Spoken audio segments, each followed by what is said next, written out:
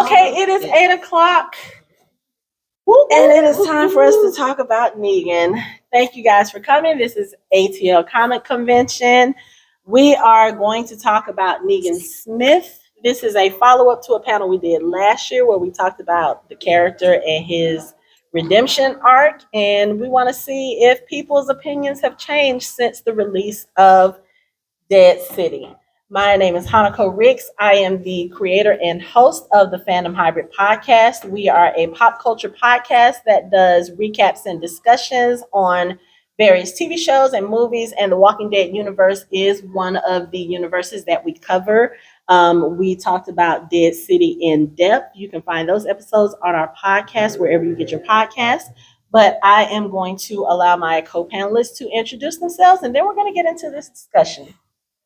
I am Kacey Frierson. I am the resident Michonne Stan, if you can't tell. I've been on panel for 2 years? Probably going on 2 years. It's Yes. 2 years in May. And I initially started off just because she had nobody else to talk about The Walking Dead with. Because my other co-panelists co-hosts don't watch the show. And so in May it'll be 2 years, and been a ride. Okay, I am Michele Liggins, a co-panelist of Fan Hybrid. I don't know when I started, but I started when she needed someone to talk about Outlander, and then I joined The Walking Dead. But I've been a fan since the first episode, and I'm also, a Negan fan too. Say that. Okay. We know. So, I have all my notes from last year too. Okay, so the way that we're going to do this panel is we are going to have a discussion. I thought about doing an outline, and then I was like, no, I kind of like the natural flow of conversation. So we're going to go wherever this conversation takes us.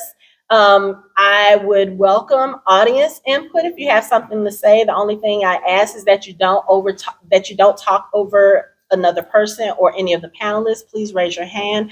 And because Negan is one of those characters that is very divisive with the fans, we're just going to ask you to respect everybody else's opinion, regardless of whether or not you agree or not. There's a way that we can discuss and disagree without being disrespectful. So that's the only rule that I really have for this panel. So we're going to start off. So the last time we did this panel, it was right after the end of the main show. Dead City had not premiered yet.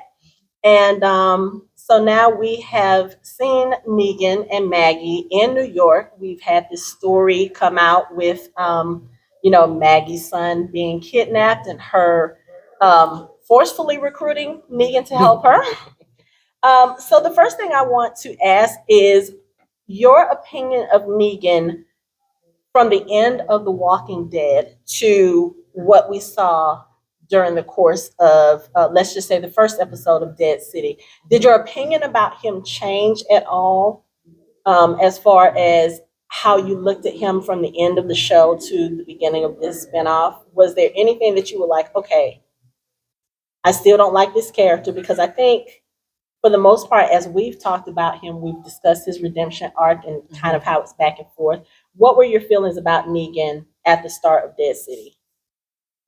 At the end of The Walking Dead, I kind of aligned with Maggie, where I see where you've done all your work, but you still killed off our husband.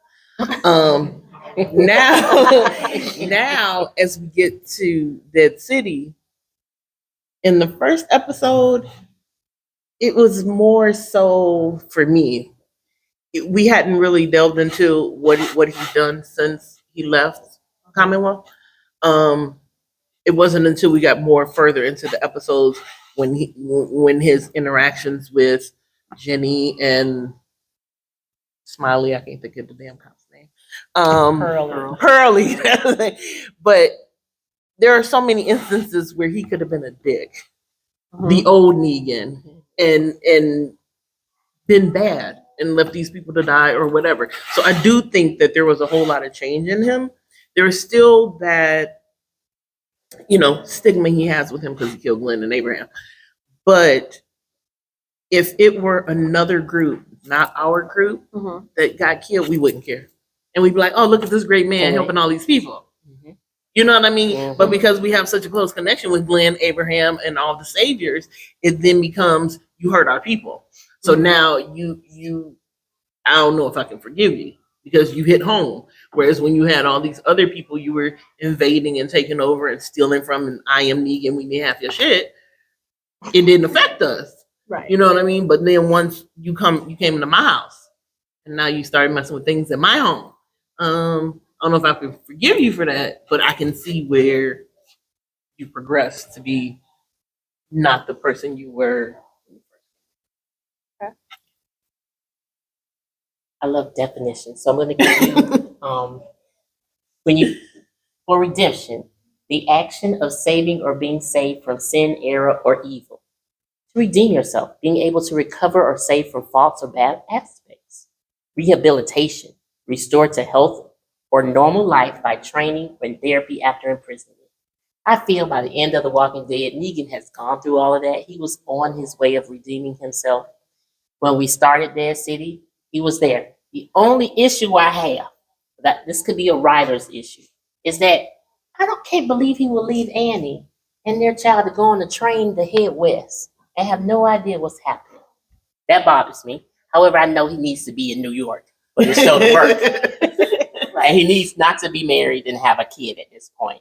However, with all the things that he's doing with Jenny, and there are times where he could be a dick. And you can kind of see those points where he's like, I really could just go back to my old self and just like not give a fuck, and not have to deal with all this shit. But I don't want to do that anymore. It served its point when I did it. And there was a reason why I did it. But now I don't have to do this. Now, the only person I should have beef with, honestly, would be Maggie, because I actually killed her husband in front of her. But other than that, everybody else killed other people's husbands and wives and children. So why we got to have an issue with me? That's how I feel. Because you came into my house. I agree with that literally, too. that's the only reason. I agree with that too. Because before, that's why Maggie should be the only one that has it. Should have the so issue. before they came to Alexandria, they didn't give a damn. And like I said before in the past, our group did some bad things too. Yeah, we just pretend like it didn't happen. So that's the thing I was going to bring up, because one of the things about Dead City, when we start out that show, we've left Negan and Maggie at the end of The Walking Dead. They had their little conversation. We saw where Negan expressed remorse, expressed regret, actually apologized to her for what he did and what he put her through, not only to her, but to her son as well. And I feel like he was on this redemption path, and that's what they were writing for his character.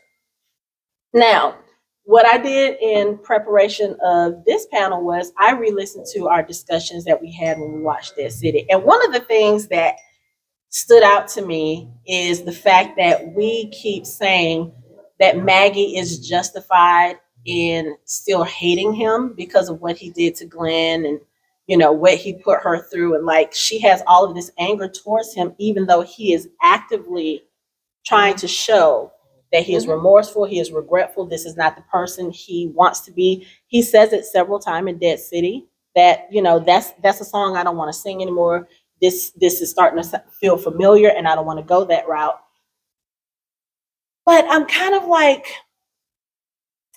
am I the only person who still feels like he really wasn't that out of pocket? Because they literally went into his outpost and killed dozens of his people. Yes. He only killed 2 to make a point. And honestly, Glenn shouldn't have even been killed that night. It was only going to be Abraham, which I know a lot of people, when they talk about Negan, they only talk about the Glenn thing. Abraham pissed me off too, let's be honest. But when you have someone who is a leader, and your job is to protect all of your people, and a group of people are able to sneak into your home, you keep saying, you came into my home, Negan came into her house, killed her husband, yes, but She did it first. And if you don't remember, Maggie was the one who made the suggestion to Gregory, oh, we'll go in and take care of this for you. You just have to give us half of what you have. Does that not sound familiar? Right. And it's only because they also encountered them on the road. And Daryl had the RPG. That was first, but still. I mean, but he wouldn't have known that those right, two groups and were but connected. they were doing their thing, and you just encountered them, but that doesn't mean go to the outpost and kill everybody. Right. And then you got a little kid here and say, "Oh, we're gonna adopt this kid," and we just killed their parents. Oh, that's a whole other conversation. But I mean, okay, audience question: Do y'all really feel like?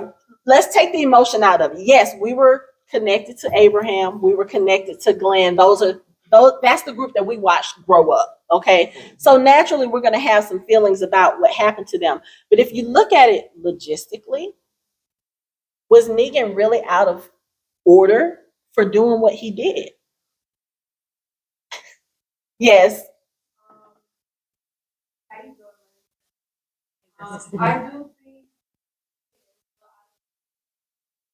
feel like we every Walking Dead. Mm-hmm.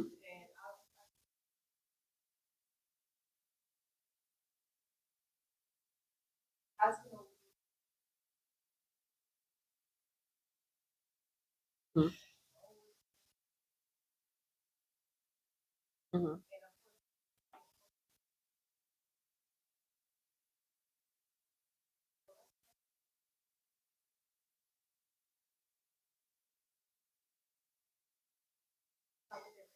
Whisperers. Him for the Whisperers, yeah. I really thought that. But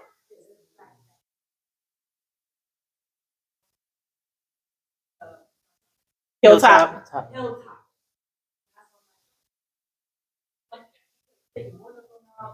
No, but then he wouldn't have been able to do that. Then, because had he revealed himself and not been as helpful to them, they'd be looking at him like, "Well, what are you doing?" He was undercover. You know what I mean? And he never would have gotten in the position to kill Alpha. Alpha would never have trusted him.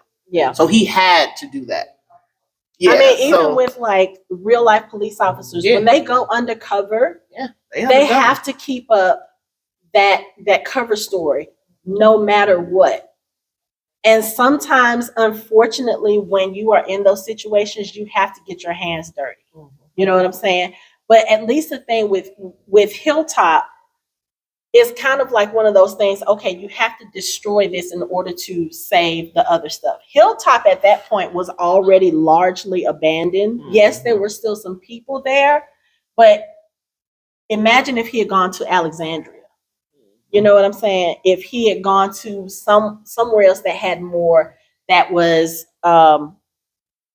Alexandria at that time was better fortified. It was the stronger of the two communities, and at least for him, he probably was thinking, okay, well, if they destroy Hilltop, at least they can go to Alexandria. You can't take all those people from Alexandria and put them in Hilltop because Hilltop was not that big to begin with. Mm-hmm. Now, I would say if Maggie was still there, it would have seemed a little more personal, but Maggie wasn't even there. She hadn't been there in years. So I just don't think that he went into that with anything other than, okay, you know what? I'm tired of being in a jail cell. If Carol says that I can get out by helping them get rid of this group, then that's what I'm going to do. You know? And I also think because of Judith being there, I think he really did want to help. And that's one of the things I think people ignore when they're looking at him. Yes, he did some bad things. He did some shitty things. He was a shitty person. You know, even before the apocalypse, you know, he was a crappy husband. That does not necessarily make him a bad guy. You know what I'm saying? And I know that makes him a cheater, husband. But yeah. I mean, that doesn't necessarily make him a bad guy. Sure. You know what I'm saying? The things that he did when he was in charge of the Saviors, yes, there are some things that are very questionable there. And I also have some thoughts about that are not on the popular opinion thing. I know a lot of people look at him as a rapist. I don't think that that's what he did. when he was in charge of the Saviors, because he very clearly, very plainly states that he is against rape. You know, when Davy tried to rape Sasha, he was like, we don't do it. We don't deal with rape here. I wouldn't want to be anywhere where it is. But then you have a question about his wives and those relationships, and I know that can be questionable for people. I come from a generation where you talk about transactional sex. You know what I'm saying? Hey, okay, so I'm going to be I can give you this, you just got to be my wife. A lot of those women, if you go back and look at those particular episodes, that one in particular where Carl came in on the truck, most of the women that were there, they didn't have a problem. They were living high on the hog. They were getting privileges nobody else was getting. And if you really pay attention to those women, that's what it was. It was the one who was crying because she wanted to be with her boyfriend.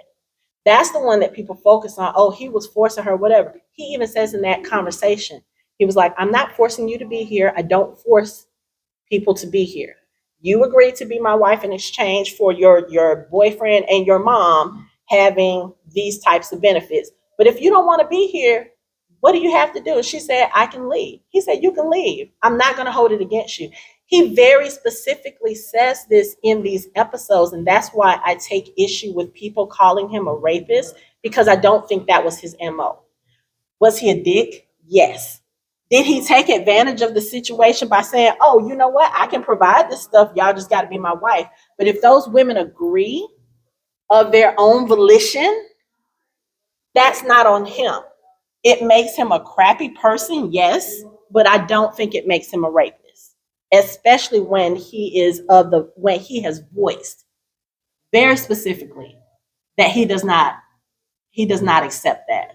You know what I'm saying? So I think But it was also making him an effective leader, because you can get the men in line when you have the women, and the men don't know what's going on with the women. They can just assume that he's doing things, but he just have them up in the apartment with their lovely black dresses, reading magazines. However, that again keeps the men in line. And another thing with killing Glenn and Abraham, he was only supposed to kill one again to show this is what we do. Don't come and attack us. If you do, we're going to get, again, being an effective leader in that time. You wouldn't do that right now in real life. But Right. during that time, you know, you had to kill someone to show I will kill. Yeah, because if you However, I was being nice. You killed a whole bunch of my people, but I'm just killing one of yours. right, because that's the thing. Technically, Daryl caused Glenn to get killed. That's a whole other conversation. I'm just saying. That's a whole other conversation. He did. But it's Had he like, sat his ass down. but it's like when you think about that whole situation with the circle, and you think about how Negan became leader of the Saviors in the first place, he had to mutiny against somebody else who was leading, and he didn't like the way that they were leading. You allow these people to come into your home and kill dozens of your people, and you don't do anything drastic. Simon would have been the next one to step up to try to challenge him. I mean, we already see Simon was not happy with the way Negan was leading. We see that he thought that he was being soft with Rick. And then even in the Dead City flashback, when it came to the Croat, Simon was hankering for that secondhand position for a very long time. So I feel like if he hadn't have done what he did, and granted, like I said, we can be upset about it. We have the right to be upset about it. Maggie has the right to be upset about it. But also, you came into his house and you did way more than killed dozens of people. Those people were husbands. Those people were somebody's child, maybe somebody's dad. And he says that to her in Dead City. He's like, so you're still mad at me for this, but how many husbands have you killed? Lenny. Just what you were saying, I think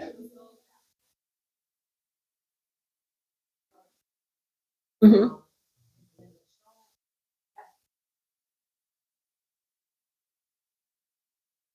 Mm-hmm. and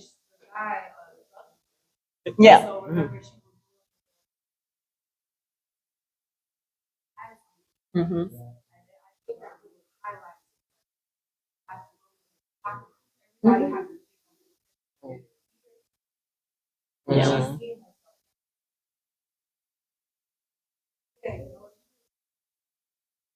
Mm-hmm.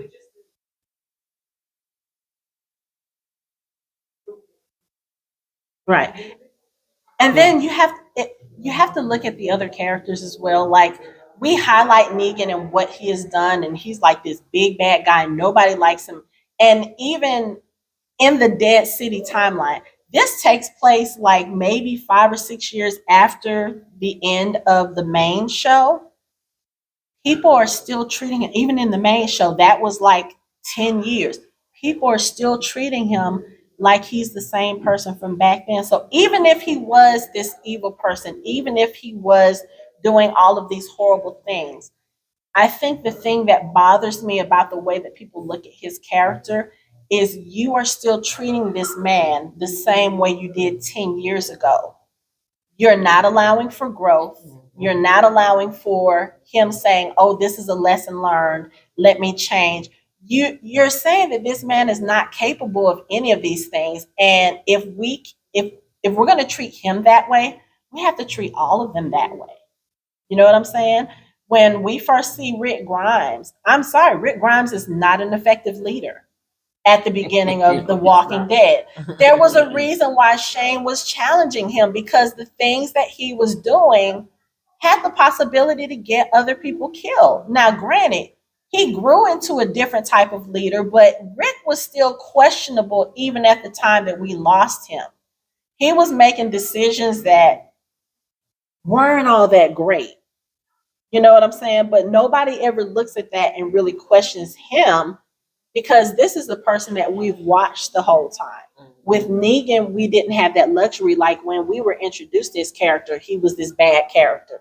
He was this mean character. He was this character that had control of all these people and had them doing his bidding. Like this little God complex really got in his head. But once you take him, once that he has that fall from grace and he has to see how everybody else is around him, I really feel like he started to change. And even at the beginning of Dead City, when we see him, again, he seems to be a different type of person.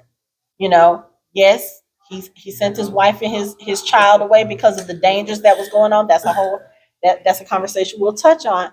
But you see him, he's taking care of this child, this teenage girl that's not his. And it's like, one, we know Negan was a teacher, and we also see the way he is with kids. He took to Carl, he took to Judith, he took to Lydia, he's taken to this girl Jenny. He's very clearly he has paternal instincts when it comes to children. You know what I'm saying? One of his rules was we don't hurt children. And even during the course of Dead City, we find out that the death of a child that was attributed to him in the main show wasn't actually him. It was something the Croat did against his orders, you know, but people still judge him based on what he did in the past. And I just don't think that's fair to a character who very clearly has worked to be a better person. I mean, if Maggie can say it, even though she treats him so differently when we first see her in Dead City, like she is reverted back to this hate from him. But she even said it in the main show, that final season. I see that you've changed. I see that you're trying to be a different person. He could have think about it. He could have let her die several times in the main show and in Dead City. The opportunities were there. You know, he could have been the person. He could have reverted to being the person that he was. Negan knew when she came to get him in Dead City, and she was like, "You're gonna help me get my son." I feel like he knew that she was setting him up. He did it anyway because he wanted to save Herschel. I mean, even with Herschel, Herschel is a kid who very clearly has reason to hate him. And he doesn't treat Herschel any differently when Herschel has a gun on him. He's very humble with that child. He's like, "Yeah, I killed your dad. I know it. I did it. I know it did a number on your mom. I'm sorry. If you want to handle that when you get older, come find me." Like he knows what he's done. And he apologizes for it. Most people who don't care, they're not going to apologize. Yeah, but we're to a point right now that I think he needs to stop apologizing. I do feel that And way. stop putting himself in danger because you feel like you need to make it up to her. Like you have made it up to her. I mean, there's nothing else you can do. Now, I just thought this real quick. Would it be different if Glenn died like on the road and Negan killed him on the road and Maggie found out when she was at Hilltop, like, oh, Glenn is dead versus It's different when you see it. yeah. I think that's Because the whole if problem. it was away